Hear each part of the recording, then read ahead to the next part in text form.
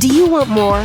More time, more balance, more love, more sex, more money, more real, and less bullshit? This is the Women Wanting More podcast with Dr. Karen Osborne. Real life, real stories, plus real tips to get you more of what you want.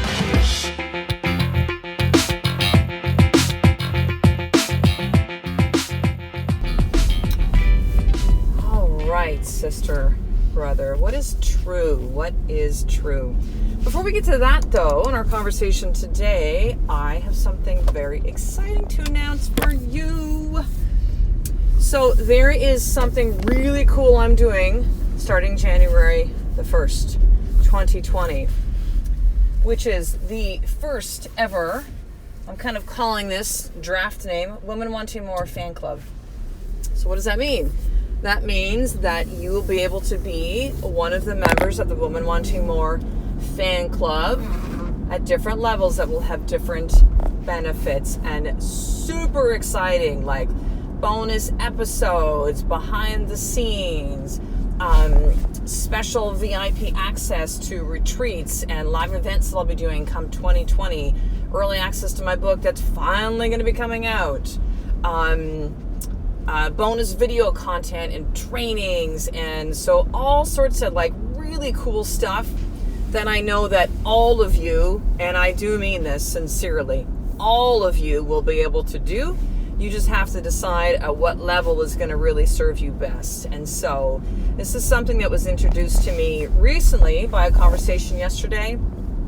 And it was funny, I get a lot of people to reach out to me about the podcast. Can we be a sponsor? Which, I don't have any right now. I never have, and I'm open to it, but it's mostly no to stuff, right? Or, hey, can we have a guest on? I'm like, I don't have guests on the podcast. No. And so it's mostly no. And something said to me to say yes to this conversation that I had yesterday. And I'm so glad I listened to that, because it is just super exciting. And it's a way that I'm going to have you be part of this movement to grow it bigger. I mean, listen, the Women Wanting More podcast was launched 4.5 years ago. And although I'm like super thankful and I love you listening to it and all the women that do, I really feel it could be something kind of bigger. I know that we're able to reach more women and to carry this message to more. And for so many of you that do listen and have had such an impact, the podcast has had in this message and this movement. And I appreciate, by the way, those of you that have reached out. If that's been you, thank you so much. And you can continue to if you'd like to. Not to feed my ego, but just because I received that. It's good for me to hear from you what's working for you, right? With this podcast and this message and this movement.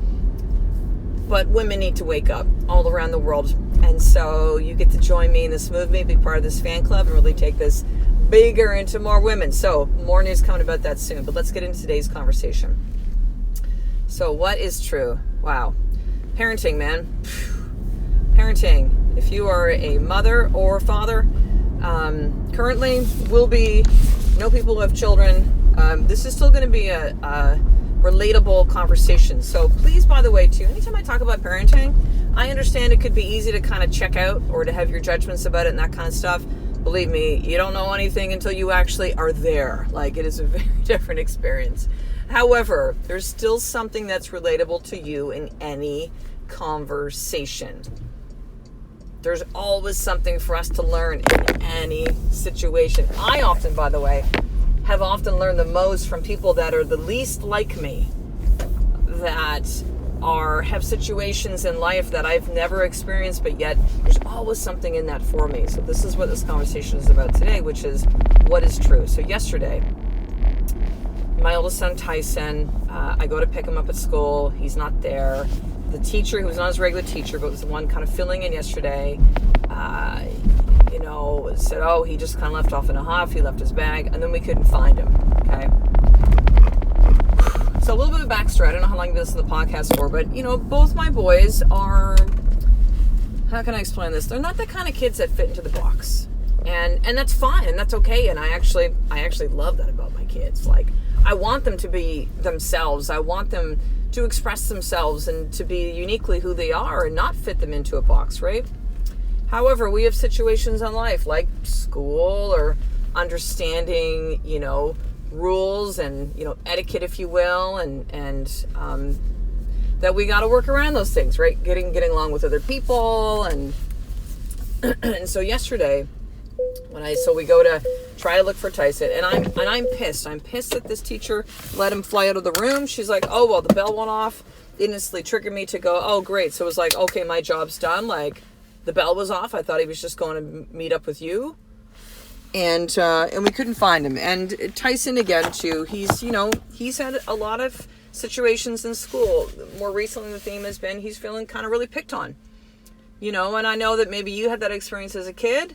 Maybe that's happening with your kids right now. Not necessarily a bullying thing. I think we can jump to that label too quickly these days. But he's not feeling seen and heard. Let's just put it that way, right? Which is a basic human need. Now, yes, sometimes it is his interpretation of things. We all kind of put our stuff into it, right? But I got mad at this teacher. I didn't yell, but my energy can definitely be such where I can turn it on, and I'm just like it. And maybe you heard me sometimes in the podcast, right? Where I can go to that place, and there was something that kicked in with me where it was just like mama bear, and like I'm protecting my kid, right? So I got really upset. So we're looking around for it was probably like maybe 10 minutes, but of course, if you can't find your kid, you're a parent, it feels like 10 minutes feels like 10 hours, right? And it's the school that we're at. It's like 2 busy roads. So I'm like, oh my God, where did he go? There's literally no kids around because about 90% of them are bus. So like no one's around now. Can't find Tyson. And they're like, okay, we're going to go look around the school. I'm just like, okay, great. Like, I got to find my kid. So we go outside, Kai and I, my youngest son, we walk around and there's Tyson. And he's in one of the playgrounds and he's just standing up at the top of this playground structure and he's sobbing, like wailing. So I go over, I pick up my big boy, my 9-year-old boy, and I hold him. And I just tell Tyson, Mommy's here. I got you, buddy. Mommy's here. Mommy's here.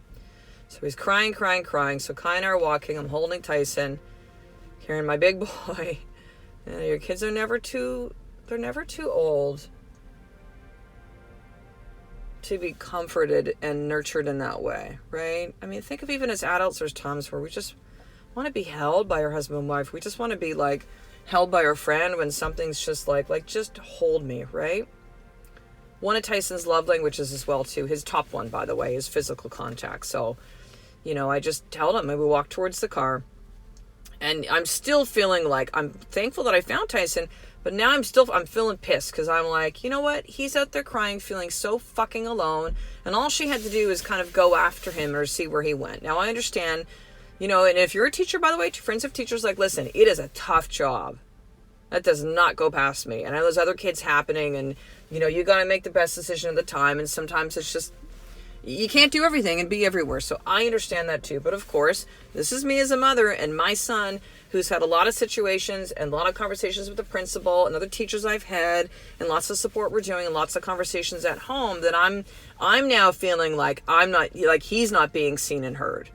Like we've had lots of conversations, and we live in a world now, right, where kids go to extreme measures. Like, let's not mince any words. There's some kids at young ages that are committing suicide. It's fucking horrible. It's not the way I grew up as a kid, and so I'm cognizant of that. I'm not hyper vigilant about it. I'm not, crazy about it. But if my kids are repeatedly coming to me with these situations, I got to take it seriously, of course, right? For God's sakes, he's got to feel seen and heard by mom and at home with his family over anything else, right? So I'm there to be his advocate, his representative, right? It's like, I got your back, man. You and your brother, like, mama's got you, So we're walking towards the car. And the principal comes out and like, hey, buddy, it looks like you're really upset. And I go, yeah, he is. And he's like, okay, well, we'll talk about it tomorrow. And I just looked at it. Actually, I didn't even look at him. I just was talking to him, but I'm holding my kid and putting Tyson in the car, and Kai's getting buckling himself in his car seat. And I said, okay, we'll see. He's like, maybe you and I can talk tomorrow. I'm just like, yeah, we'll see. He's like, okay, then. Just kind of walks away. And I'm like, I'm pissed, right? So we get in the car. Tyson's crying. And the teacher, by the way, told me, too, that something happened with the kid. Tyson got mad at him. She goes, he swore at him. I found out later that's not the truth. Tyson said, shut up. It's not a swear word, but anyways. Because he was frustrated. So then, but that's not what this is about. Okay, what this story is about is my revelation afterwards. And my revelation now this morning as I dropped my kids off at school, and it kind of came in true to me more, which is like, what is true, right? So I get the kids into the car, and it's just something just said to me, just go back in and talk to Thomas again. That's the principal there at their school. Just go back in and talk to him. So I did. I said, guys, Mommy's going to be back in 2 minutes. It ended up being like 20 minutes, but Mommy's going to be back in 2 minutes. So I walked to the car. I go in the school, and I said, okay, can we talk about this, right? So I shared with him, calmly my upset. Him sharing very calmly back. He's a straight shooter. And he's like, listen, I know you're just kind of like to the point, and, that's intimidating sometimes. Because I know, like, the female teachers specifically, it's like they're flustered with me. I don't know. I don't even mean to at times. And it doesn't even come across that way. But, I just have an energy sometimes that's like certainty and, leadership. And it's different than some of the other moms, right? It just is. Like, it's fine. And I'm not judging the moms. I'm not saying it's wrong. This is who I am. And I understand that at times in some women and men, my energy, even in the most compassionate times, there's just something about it which they just, it's anyways, that's a whole different thing. So, Thomas had just shared that with me, and he said, listen, like, we're working so hard with your boy and with both of your kids, and just like, almost just kind of like, let us in, like, let us help you with this. We love your kids, Yes, Tyson is a kid he's like the smallest kid, right? Physically the smallest kid. Yes, he has a big, big heart. Both those things means he gets kind of picked on, and he's like, he's a target. The kids kind of know that, right? Even Tyson knows that. He said to me, Mommy, I can't show my feelings all the time. And we've talked about, well, not everybody has the right to see your feelings, right? You got to protect your heart sometimes. You open it fully to people that you love and you trust and you feel safe with, but you can't open it fully to everybody because they can't. They're not going to always be okay with that, right? And you got to protect your heart. And so as I walked away from the conversation with Thomas, feeling a lot better about it, thanking him for the conversation, and realizing that at times, of course, I'm getting the filtered version, right, from my son. And so it's just like, listen, some of the things that Tyson has shared with you, just know that, it's what he experiences. And that's not always the full truth. And I totally understand that too. Like I do, right? It's like, what is true? What is also true is that this is how he feels, and I have to deal with how he feels, right? And we're always going to have our filter in a situation, right? Like, it's really hard to be outside of that. So as I thought more into this, and Tyson and I, we kind of debriefed when we got back home, and he had calmed down. We talked about choices again, right? When someone's upsetting you, and a kid's kind of like teasing you or bugging you or not listening to you, here's the things we can do. We can take deep breaths. We can walk away from a situation, right? They're going to stop doing this, Tyson, if you stop reacting. They're going to see they don't get a rise out of you. Like, it's just going to end, right? And this is for you to hear, by the way, too, again, whether you're a parent or not. It's like, and this isn't parenting advice, but just, again, what I see when I pan back from the situation, and I talked to my husband about it later that day, too, and I was like, you know what? I'm putting some of my stuff into this. I totally own and I recognize that, right? I totally own that. Like, outside of the, here's the things, remember, buddy, deep breath, walk away. There's no fight if you don't engage. You just walk away from it, right? You can go get a teacher you feel safe with. And the principal's always said to Tyson, if you're feeling really frustrated and sad and hurt, overwhelmed, like, you can come to the office anytime. There's like a little medical room. He's like, you want to come, a little bit of space for you? You can do that, buddy. You won't get punished. You won't get in trouble. You need to have space. It's there for you. So, it's like, this is a school where the teachers, a really nice small school. The principal's very good, like very good. But as I'm walking towards the car just now, before I hit record and started having this conversation with you, I thought again too, what came to me, which is why I'm talking about this, is like, well, what is true? And then it was literally just like layers came in. The more that you ask yourself this question in any situation, is what is really true here? What is true, right? Because we have our stories, and we have our stuff, and we have our wounds, and we have our experiences, and it's impossible to say I'm never going to let that impact my experience with other people. It's a part of you. Like, it's okay, right? It's okay. But it's it's having the awareness enough, and this is what I teach with the clients I coach. You get a little snippet here, right? With the Women Wanting More fan club, we're going to get to go a little deeper into some of these things. But, something like a live event experience like the retreat I'm doing coming up in January of 2020, like we can go really deep on these things. But it's like, what is true? When I get present and I ask myself inside, what is true? And I just get still, and the answer came to me instantly. And it was just like seeing the pages in a book just flip, right? And so what is true? What is true is that it took me 7.5 years to become a mom. What is true is that there is still a wound and a loss of never being able to become pregnant or to birth a child or to nurse. That the wound of infertility is still is much better. It's not as, raw. So it was interesting. Even after, we were placed with Tyson through open adoption and then through Kai, like it's a wound. You know this if you've lost somebody. It's like it's a scar, right? It's the wound that becomes a scar that's always there.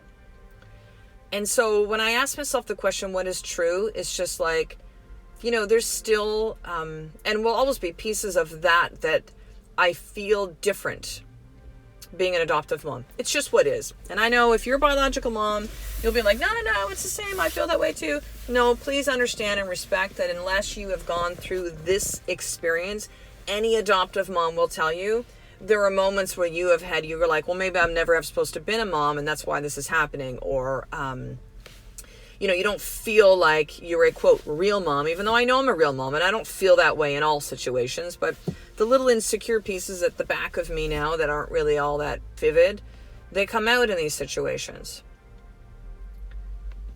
So what's true is I became a mom at 41 and 44. What's true is I feel very different as a mom, being an adoptive mom.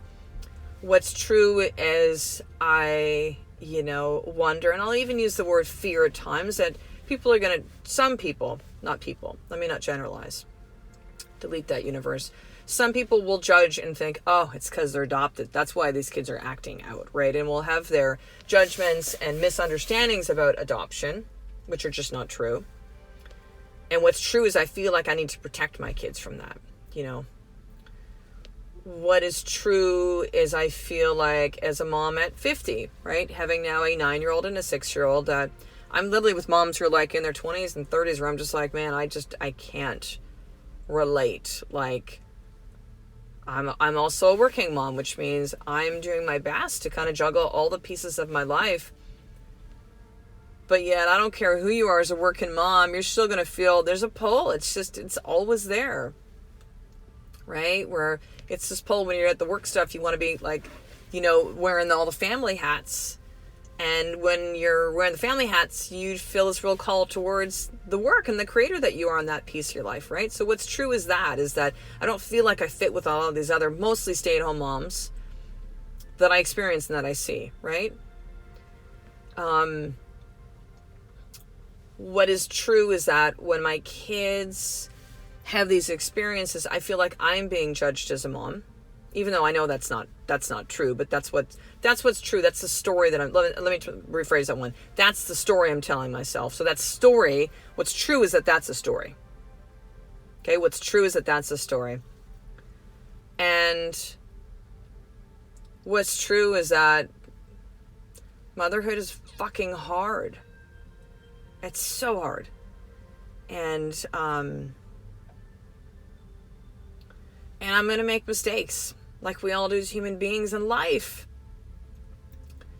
And what's true is that I realized I put a lot of my stuff into that experience, What's true is I have a boy that from, a year and a half on forward, and Tyson's now 9, he's just never been a kid that fits in the box. And so as when you're a kid, it's like, it's cool as an adult. We're like, oh, that person's so unique. They're different. They've done all sorts of creative and cool stuff in the world. And they're such an amazing human being. But when they're kids grown up in a world where most people want to fit them into a box, it's tough, right?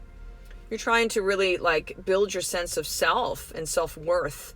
And you kind of want to be like the other kids when you're a kid, but yet you're not, right? So what's true is that that's tricky to parent a kid like that. It just is.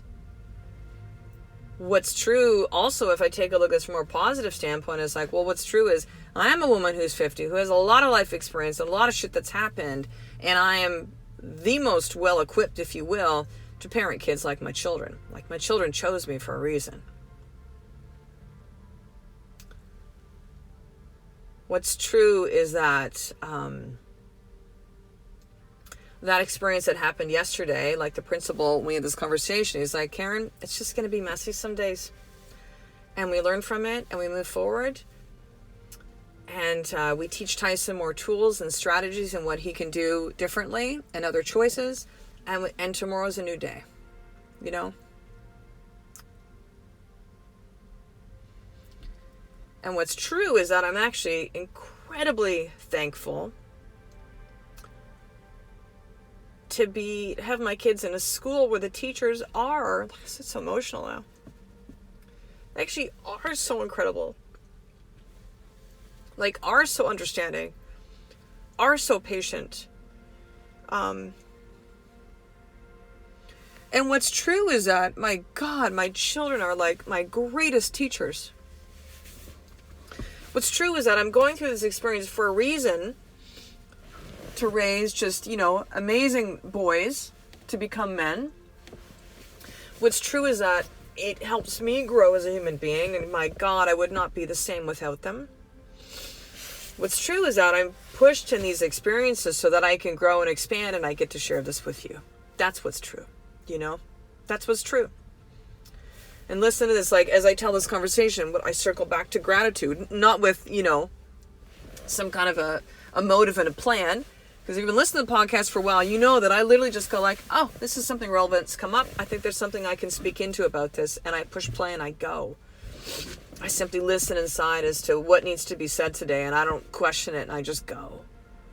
Which is why so many of you will say to me, oh my God, Karen, like, this is exactly what I wanted to hear today. How do you know? Do you have cameras that follow me? Like, how do you know? Are you in my head? So if you're nodding with this, just know there's so many of you that reach out and tell me this, and that's beautiful. And to me, I appreciate that. That is confirmation of I am receiving these things to say, not because I'm some kind of, oh my God, I don't mean to suddenly makes it seem like I'm some kind of a guru or prophet. Nope. I am simply a woman who is listening to the call that I feel inside of me, that I know that I've been led here in all these experiences in life. What's true is that, and what's true is I will continue to do this and to be this voice for you and to help through these life experiences, to help you be able to see something. And really what's true is for you, the biggest mission and the purpose, this podcast, coaching, online courses, the upcoming fan club, like all this stuff is for you, sister, my dear sister, is to remember who you are. That's it. And that's big. So what is true? So here's your more tip for today. Woo! We went big today. Here's your more tip. Let's bring this down to the practical. I want you to open up your journal and to think of a situation in life right now that's just really hard. Maybe it is something with your kids, right? Maybe it's something inside your marriage or relationships or friendships or family. Maybe something with your business or work. Maybe something with your body or like, I don't know, whatever. What's true? Something with the holidays. Like, what is the thing that's really challenging right now? It's going to come to you right away. Okay? And open up your journal and write at the top of the page, what is true? And to write about it. Okay? And so just like me having this conversation with you right now, that I knew things that I saw from it, I wanted to share it, but where I didn't know I was going to go to is what's really true is it comes back to gratitude for me. What's true is this whole experience helped me see once again how wonderful that this school is, how grateful I am, how much my children teach me, how I understood that this is motherhood and it's going to be messy. And what's true is I'm going to forget this. Like we do. And I will have these experiences that are here to show me that. So when you write this and you just let the pen just go, let your heart speak, this is just for you. For you to ask yourself, what is true? And you strip it down and you see the parts that you bring into it. and you see what the real truth is, it is not always easy to do this work. Let me just rephrase that. It's not easy to do this work because we have to also own our pieces of that. And then we learn to forgive ourselves and give ourselves grace and bring it back to gratitude and what is really true. So please do this journaling exercise for you to really see what the truth is, because right now you're in the smoke and you can't see anything else. Doing this more tip today will help you give clarity so that you can see. Okay, so that you can really see what is true. What is true? What is true? So as I mentioned earlier, finishing up today, we go deep on this in live event experiences. It is I'm so excited for the Woman Wanting More Retreat Experience, January 2020. It's about 6-7 weeks away right now. That'll be right here in beautiful Victoria, BC, Canada, where I live, where we're going to take 2 days to go deep on this, to take you from feeling lost to I don't know who I am, to, oh yeah, I remember who I am now, right? To feeling stuck, to being I know what the path is now of where I need to be going in my life. To feeling completely lost, to being oh no, I have these tools. I know where I need to go now. I don't feel lost. I have a direction and a focus. And so this is designed for you, sister. If you're at a point where you do feel lost and stuck and you don't know where to go, you feel like you're just repeating these patterns again and again. You feel such a grip from fear in your life, in this subconscious program that you're sucked into, that we all are, that it's hard for you to really see what is true. It's hard for you to see that, right? You don't really have the tools. You've been trying and just you're not really moving forward at all with any kind of progress. And have got to a point where you just say, you know what? Enough. It is time for me. This is costing me too much. I don't want to continue down this path. I'm raising my hand, Karen, and I would like to apply. Okay? Because right now there are 5 spots that are left. This is a very small, intimate group experience with other women that are like you, because you are not alone. You need to know this. Just I'm not alone and my holy shit motherhood's hard, right? Adoptive mom, biological mom, bonus mom, whatever your mom title is. It just is, and we can feel that way, but we're not. So it's an opportunity for you to kind of step away from mom and wife or partner, businesswoman, whatever the roles are you play in your life, and plop you into here, hop on a plane, come to Victoria, BC, be around the beautiful mountains, ocean, nature we have all around this amazing, gorgeous city, and to go through this experience and come out the other end a brand new you. What an amazing way to start this new decade coming up, right? 2020. Going, I have the tools to create what I want in my life. I know what I want, and I know who I am. I've remembered who I am.